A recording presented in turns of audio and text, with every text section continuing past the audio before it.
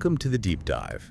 We're here to explore those hidden stories, the ones that reveal unexpected truths and give you the insights you really need. Today, we're diving into, well, it's quite a story. It's about a woman named Caitlyn. Now, on the surface, a regular suburban housewife. Minneapolis. Right. But that's just the surface. Exactly. Underneath all that, she was actually the CEO of a multi-million-dollar company, a medical equipment distributor. Yeah. And her husband.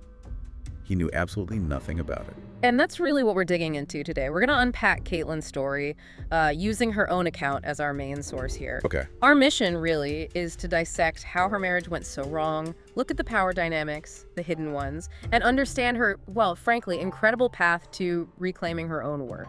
That clash, isn't it? Between how things look and what's really going on. Precisely. What happens when those two worlds collide? That's the core tension we're exploring. So let's paint the picture. Yeah. Caitlyn, she's 42, living this, quiet life, but she's secretly pulling in around $145,000 a year. Yep. And Brandon, her husband, totally in the dark. They met when she was 30. And apparently he was really charming at first. Notice tiny things, like how she held her coffee cup, left hand. Ah, the initial charm phase. We hear that a lot. Yeah.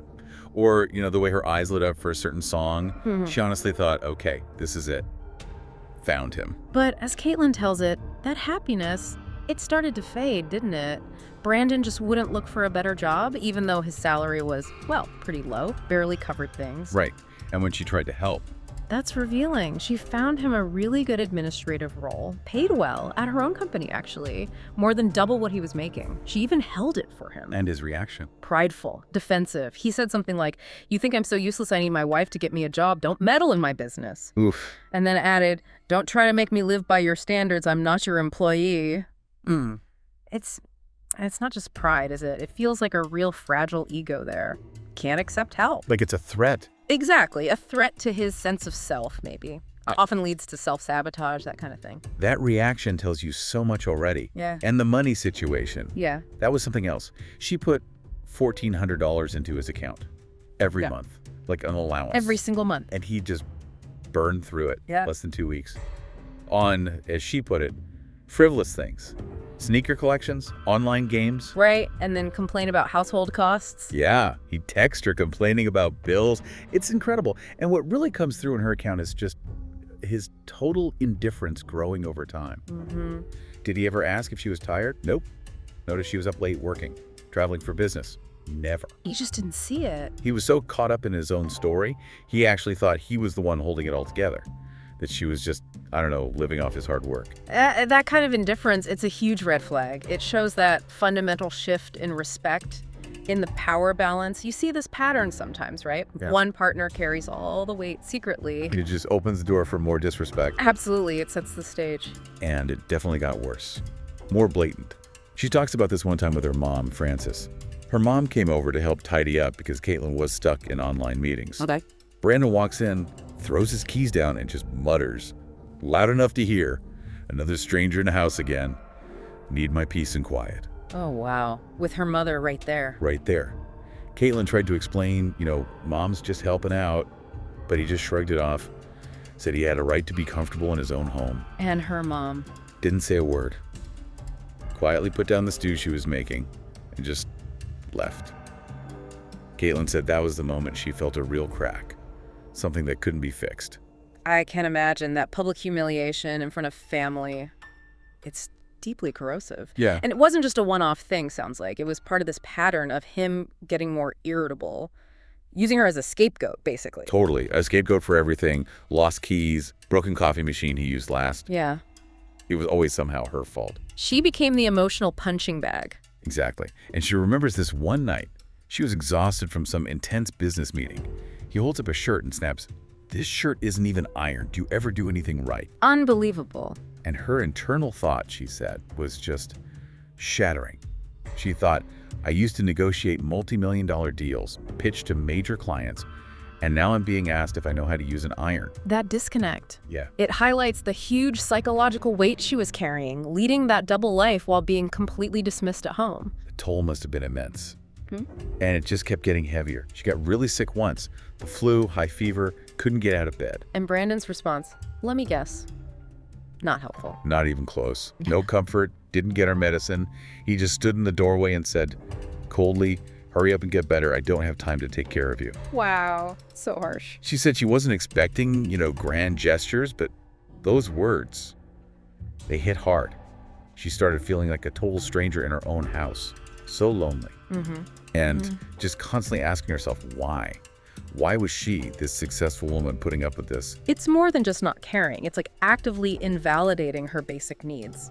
That can be just as damaging as yelling and fighting. Absolutely. And then things took a really sharp, dramatic turn. One day, Caitlyn just collapsed. Yeah. Woke up in the ER Mayo Clinic. Oh, no. And the diagnosis was devastating. A pancreatic tumor. Oh, my God. And Brandon, how did he react to that news? Complete silence. Didn't answer her texts. Calls went straight to voicemail. For 2 weeks, 2 whole weeks, Caitlyn started treatment completely alone. 2 weeks alone. Yeah. She even lied to her own mother, told her she was on a business trip, just didn't want to worry her even more. That level of isolation, while facing something so terrifying, it really shows you someone's true colors in a crisis, doesn't it? His absence speaks volumes. And then finally, 3 days after she started treatment, he shows up at the hospital. Okay, finally. To offer support. Not exactly. He walks in, puts a folder on her bedside table, says, I filed for divorce. What? While she's in the hospital with kids? Yep. And gets worse. The house and the car will be in my name. I think that's fair. And then, as for you, I'm not even sure how long you'll be around. That is, I don't even have words. That's beyond cruel. Just unbelievably callous. But right then, at her absolute lowest point, something just clicked inside her. She whispered to herself, you just woke up the real me, Brandon. Okay, that's the turning point. The breaking point becomes the ignition point. Totally. So what did she do? First thing, called Eric, her CFO. And his response was immediate. I've been waiting for this call. Just say the word. So Eric knew. He was the only one at the company who knew her real identity. CEO of Silver Med. She'd been operating using her mother's name as the legal rep. Wow. That's some serious long-term planning. Foresight, keeping that identity hidden, but having someone trusted in the loop. Incredible self-preservation, right? Quietly built in for years. It's not just a secret identity. It's like a hidden power source, waiting. And she definitely flipped the switch. Her first move was huge. She signed a letter terminating the supply agreement between Silver Med, her company, and Vital Tech. Vital Tech, Brandon's employer. The very same. And this wasn't some small contract. It was over 60% of Vital Tech's entire revenue. 60%! Good grief. And the kicker, Brandon himself had pitched and landed that deal less than a year before. Thought he'd won this major partner. Had no idea it was his wife calling the shots from the next room. The irony is staggering. The instability of that whole facade just came crashing down. Instantly. By 3 p.m. that Monday, the CEO of Vital Tech, Mr. Peterson, he's on the phone with Caitlyn. And what did she say? Calm as anything. Stated the reason for termination. I've been made aware one of your employees has shown inappropriate behavior, disrespect toward female colleagues, and signs of misusing company assets. As a major partner, I can't condone that. Direct, professional, lethal. Peterson pressed for the name, of course. Her answer. Brendan Scott. Wow. Just pinpoint accuracy. Using her hidden power to expose his professional misconduct. That's calculated. So Brandon comes home late that day, looking white as a sheet. He'd just been laid off. Of course. And that's when Caitlyn lowers the boom, puts the counter-divorce filing on the table. The one that says he has to leave her house. Her house. The one she bought. The one she bought, yeah. Only added his name later to, soothe his pride. And then she tells him, because I'm the one who ended that contract. I'm the CEO of Silver Med, Brandon, the company you were so proud you won over. That is a reveal for the ages. Not just revenge, it's like resetting reality. Taking back control of the narrative. Completely. And she didn't stop there, did she? She laid out the whole financial truth. Oh yeah, spelled it all out. How she'd paid every bill for years. His credit card debt, his nephew's tuition, and that $1,500 a month on top of everything else, while his own salary was, well, negligible. Yeah. She told him straight up. Because I believed in something called love. It just shows, doesn't it? When generosity gets trampled on like that, exploited, the whole foundation just crumbles. Spectacularly. It's a stark lesson about relationships built on those kinds of imbalances and deceptions. So just 3 days after he gets those divorce papers, guess who calls Caitlyn? In her hospital room near midnight. Let me guess. Brandon. Sounding desperate. Bingo. Voice all shaky. Begging. I was wrong, so wrong, stupid. I thought you were just dependent, but you were holding everything together. My life didn't fall apart because of you. Panic talking, not real remorse, sounds like. Exactly. And Caitlyn's response. Ice cold calm. She just said, you had a decade, Brandon, a whole decade to respect me, love me, share, understand. You chose not to. Now that it's all gone, now you see my worth. Too late. Firm boundary, no going back. And then the final blow. She asks him, Brandon, do you remember the name Alyssa? Oh. Dead silence on his end.